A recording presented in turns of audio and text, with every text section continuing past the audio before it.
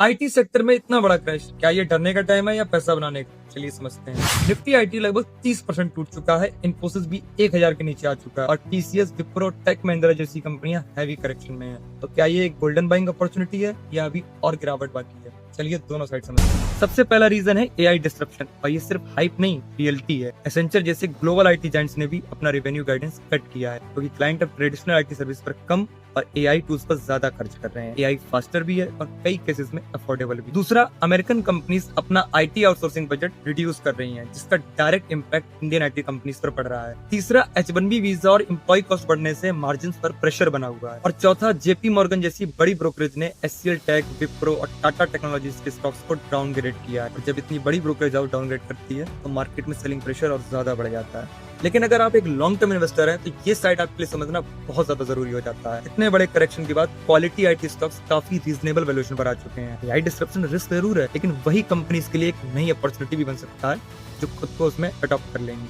और अगर US economy strong रहती है तो बिजनेस कॉन्फिडेंस के साथ आईटी स्पेंडिंग भी धीरे धीरे वापस आ सकती है। मेरा व्यू ये है कि अगर आपका इन्वेस्टमेंट होरिजन 3-4 साल या उससे ज्यादा का है तो हर मेजर डिप में एक्यूमुलेशन कंसीडर किया जा सकता है। ये कोई बाय सेल रिकमेंडेशन नहीं है, अपनी रिसर्च जरूर करिए। लेकिन पर्सनली मुझे ऐसा लगता है कि आने वाले सालों में आईटी सेक्टर में एक स्ट्रॉन्ग रिकवरी देखने को मिल सकती है।